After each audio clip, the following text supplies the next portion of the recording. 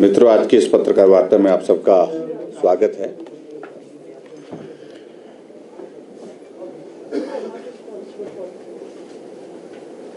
लोकतंत्र का महापर्व लोकसभा का चुनाव संपन्न हुआ, परिणाम हमारे सामने आ चुके हैं। मैं हिमाचल प्रदेश की समस्त जनता का हृदय से आभार व्यक्त करना चाहूंगा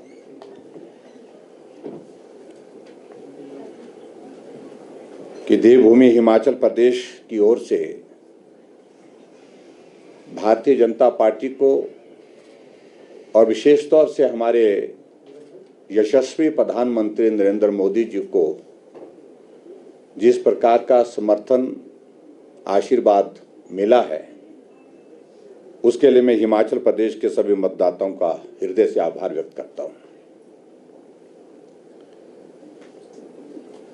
मुझे इस बात की प्रसन्नता है कि हिमाचल प्रदेश ने पिछले एक दशक से जो स्नेह आदरणीय प्रधानमंत्री नरेंद्र मोदी जी के प्रति व्यक्त किया है, उसको अभी भी कायम रखा। 2014 के चुनाव में चारों सीटों पर जब कांग्रेस पार्टी की सरकार हिमाचल प्रदेश में थी, वीरभद्र सिंह जी मुख्यमंत्री थे, चारों सीटों पर जीत हासिल की थी। 2019 के चुनाव में जब भारतीय जनता पार्टी की सरकार हिमाचल प्रदेश में थी, उस वक्त हिमाचल प्रदेश में रिकॉर्ड जीत आज तक के इतिहास की रही है, चारों सीटों पर जीत हासिल की थी। और 2024 के चुनाव में फिर भारतीय जनता पार्टी ने 2014 और 2019 के उस इतिहास को दोहराते हुए बहुत शानदार जीत हासिल की है चारों सीटों पर।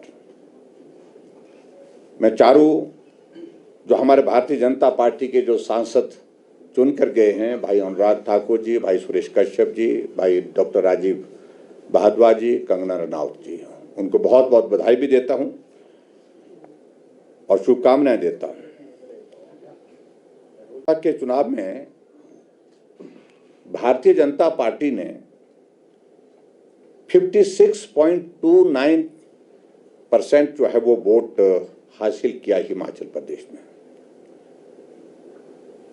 जबकि हिमाचल प्रदेश ऐसा एक राज्य है जहां कांग्रेस पार्टी की सत्ता है और सत्ता में होने के बावजूद भी कांग्रेस पार्टी को जो वोट मिला है यहां पर 41.57% मिला है। और इस अनुपात को अगर हम देखें तो 14.72% जो है वो कांग्रेस की तुलना में भारतीय जनता पार्टी को ज्यादा वोट शेयर मिला है। अगर मैं वोट के हिसाब से अगर मैं कहूं तो कुल 40,79,000 जो मत पड़े हैं, उसमें से भारतीय जनता पार्टी को 22,97,000 और जबकि कांग्रेस पार्टी को 16,96,000 वोट प्राप्त हुए। आंकड़े आपके पास उपलब्ध हैं, लेकिन मैं थोड़ा दोहराना चाह रहा हूं इन सारी चीजों को। अगर चारों लोकसभा क्षेत्र की अगर हम बात कहें,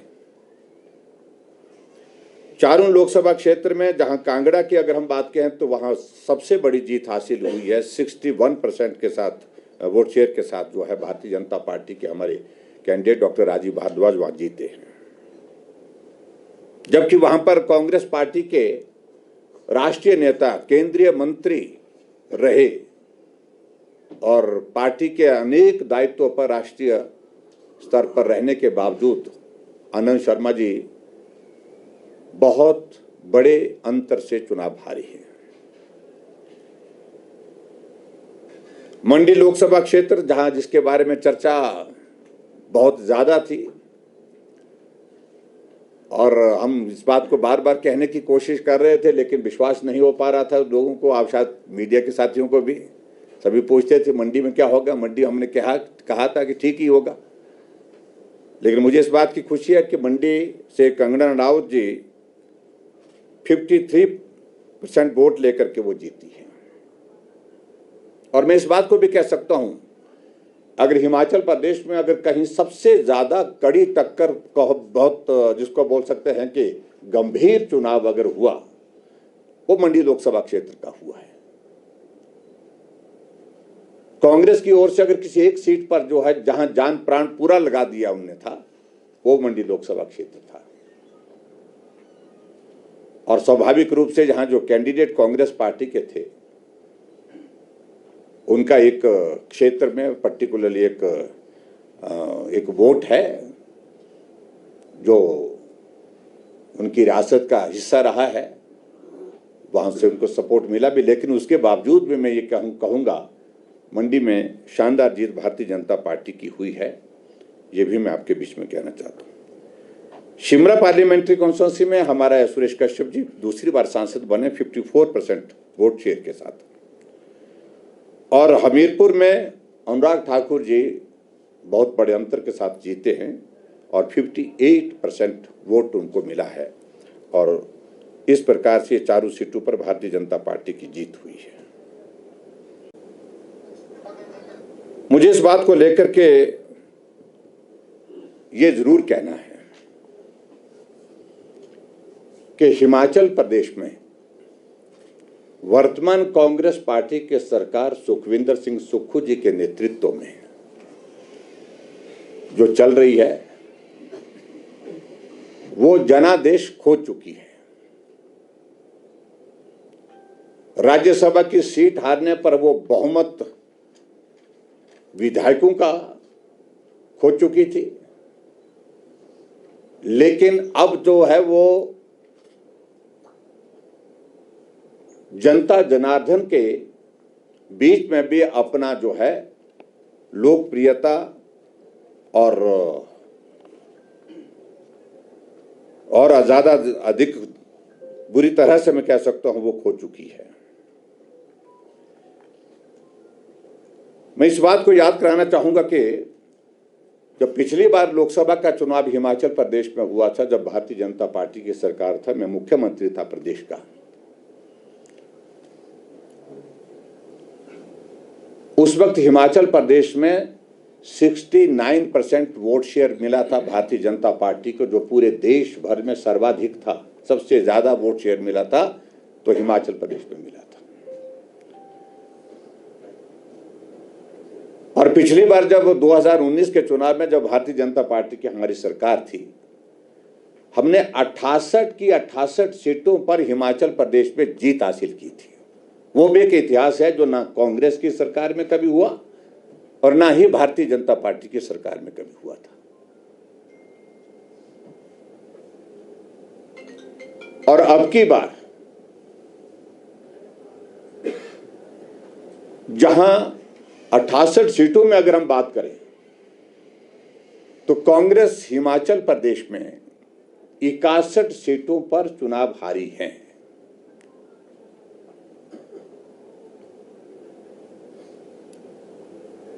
और यहां तक के मुख्यमंत्री महोदय जी जिस विधानसभा क्षेत्र से विधायक हैं, नादौन विधानसभा क्षेत्र से, वो अपने ही विधानसभा क्षेत्र में 2143 वोट से चुनाव हारे हैं। भारतीय जनता पार्टी को वहां बढ़त मिली है।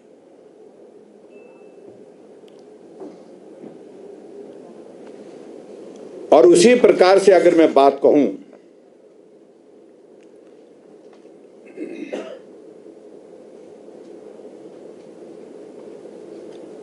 उप मुख्यमंत्री थोड़ी सी बढ़त देने में सफल हुए हैं। अगर हम मंत्रियों का अगर हम जिक्र करें तो मंत्रियों में अधिकांश मंत्री जो है इनके चुनाव अपने अपने विधानसभा क्षेत्र में हारे हैं। लोकसभा के चुनाव में 8 मंत्री जो, हाँ जी, 10 कुल मिलाकर के 10 मंत्री जो है वो चुनाव हारे हैं।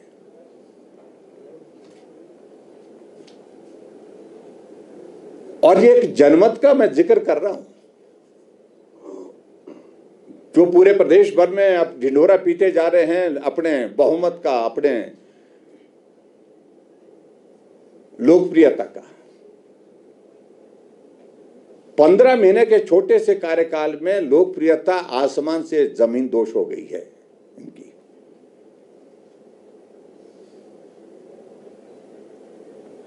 हिमाचल प्रदेश में जहां 6 उपचुनाव थे, 6 उपचुनाव में से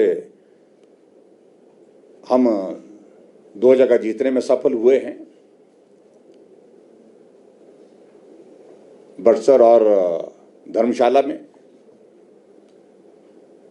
और शायद कांग्रेस पार्टी इसी का आनंद ले रही है। मैं देख रहा था कि जश्न मनाया जा रहा था कि सरकार बच गई।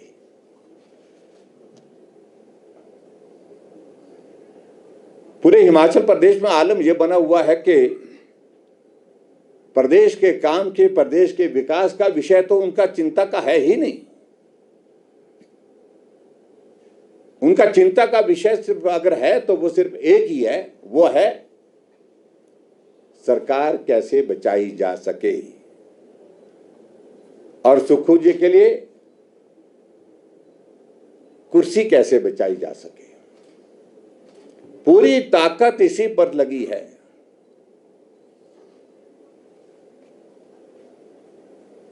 रहेगा। बहुत विचित्र परिस्थिति थी जब 6 उपचुनाव हुए, लेकिन उसके बाद 3 निर्दलीय विधायकों ने अपने त्यागपत्र देख के रखे, लेकिन त्यागपत्र जो है वो स्वीकार नहीं किए गए। अगर स्वीकार किए होते तो चुनाव एक साथ होता और कांग्रेस पार्टी को यह लग रहा था कि एक साथ चुनाव होगा तो सरकार चले जाएगी, और इसलिए चुनाव उनका त्यागपत्र स्वीकार नहीं किया। और ठीक जब जिस दिन चुनाव का परिणाम आना था उससे एक दिन पहले विधानसभा अध्यक्ष महोदय जी ने त्यागपत्र स्वीकार करने की घोषणा की। अब ये 3 उपचुनाव होंगे जिसका खर्चा अलग से होगा,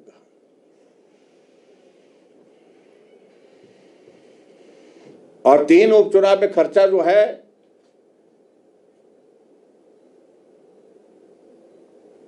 लगभग 30 करोड़ से ज्यादा का खर्चा होगा, जो सीधा सीधा जो सरकार के ऊपर जो है वो पड़ेगा। ये बचाया जा सकता था।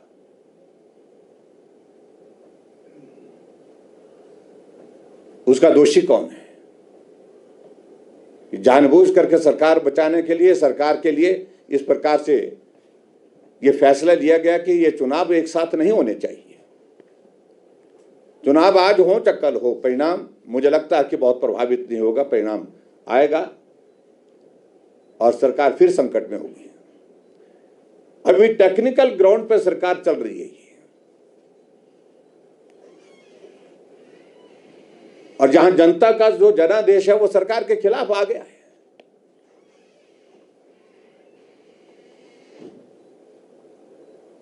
जब 68 में से 61 विधानसभा क्षेत्र में चुनाव हार गए, और इसलिए नैतिकता तो यह बनती है कि मुख्यमंत्री को, इससे पहले मुझे लगता है कि शायद कांग्रेस पार्टी की हाईकमान भी संज्ञान लेगी, मुझे मालूम नहीं लेगी या नहीं लेगी क्या है, लेकिन बातें तो सुनने को आ रही, संज्ञान ले रही है।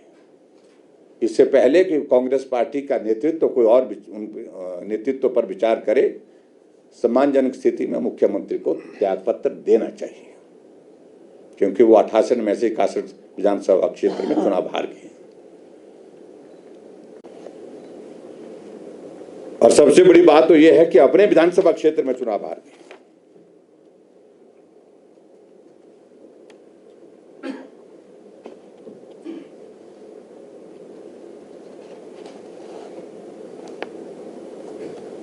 मैं आज की इस पत्रकार वार्ता के माध्यम से ये मैं जरूर कहना चाहूंगा, जिस तरह से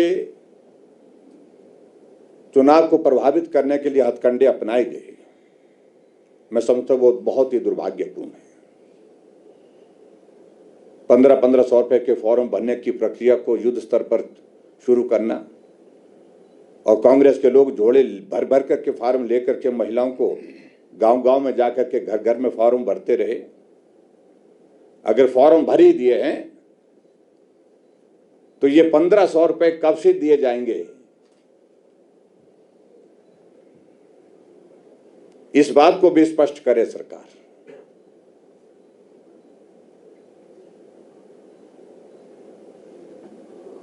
और जिस तरह से कर्मचारियों के ऊपर दबाव डाला गया हुआ था,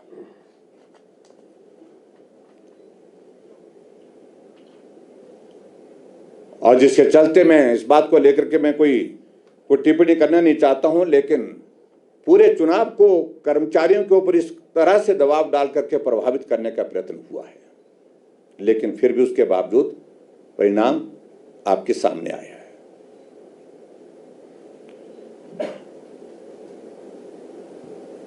हिमाचल प्रदेश में मैं कांग्रेस की सरकार के संदर्भ में मैं सिर्फ इतना ही कहना चाह रहा हूं,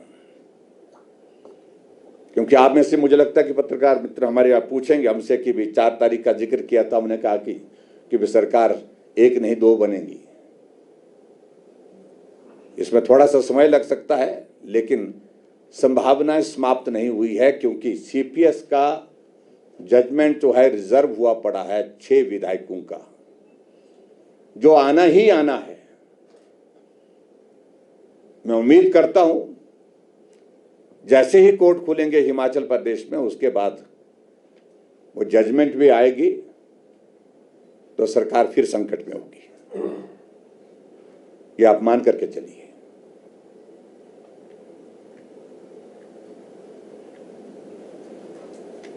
मैं अपने केंद्र के नेतृत्व का, अपने पार्टी के राष्ट्रीय अध्यक्ष आदरणीय जगत प्रकाश नड्डा जी का भी हृदय से आभार व्यक्त करता हूं। कैंपेन में उन्होंने हिमाचल प्रदेश में बहुत बड़ा सहयोग दिया, बहुत सारी सभाओं में उनका आना हुआ। आदरणीय प्रधानमंत्री नरेंद्र मोदी जी का 2 सभाएं हुई, दोनों बहुत सफल हुई, और भारतीय जनता पार्टी की जीत को सुनिश्चित करने के लिए उन दोनों कार्यक्रमों की एक बहुत महत्वपूर्ण भूमिका रही है। उनका हृदय से आभार व्यक्त करता हूं। भाई अमित शाह जी के कार्यक्रमों के माध्यम से बहुत ताकत मिली, नितिन गडकरी जी के और योगी आदित्यनाथ जी के कार्यक्रम जो हुए, जिससे सारी कैंपेन में बहुत बड़ा सहयोग रहा है, उनका भी मैं आभार व्यक्त करता हूं। और एक बार फिर से हिमाचल प्रदेश की जनता जनार्दन का हृदय से आभार व्यक्त करता हूं, जो स्नेह, जो समर्थन, जो सहयोग उन्होंने लोकसभा के इस चुनाव में भारतीय जनता पार्टी को दिया है, हमारे देश के यशस्वी प्रधानमंत्री नरेंद्र मोदी जी को दिया है, उसके लिए मैं हृदय से आभार व्यक्त करता हूं। चारों कैंडिडेट हमारे जीते हैं, और निश्चित रूप से हिमाचल छोटा प्रदेश, जहां सत्ता कांग्रेस पार्टी की, लेकिन उसके बावजूद चारों सीटों पर भारतीय जनता पार्टी की जीत होना, यह अपने आप में एक बहुत बड़ा जो है वो एक बहुत बड़ा संदेश है देवभूमि हिमाचल प्रदेश की जनता की ओर से हिमाचल प्रदेश की सरकार को, और हिमाचल प्रदेश की जो कांग्रेस की का जो हमारा नेतृत्व है, केंद्र का कांग्रेस का नेतृत्व है, उनके संदर्भ में, जहां जिन राज्यों में सारी सीटें जीती हैं, उत्तराखंड है जहां सत्ता हमारी पार्टी की है, 500 सीटों पर जीत हासिल की है, लेकिन ऑपोजिशन की स्टेट 2 हैं, दिल्ली में जहां भारतीय जनता पार्टी ने सारी सीटें जीती हैं, और दूसरी हिमाचल प्रदेश है जहां भारतीय जनता पार्टी ने कांग्रेस की सत्ता होने के बावजूद सारी सीटें जीती हैं। तो एक बार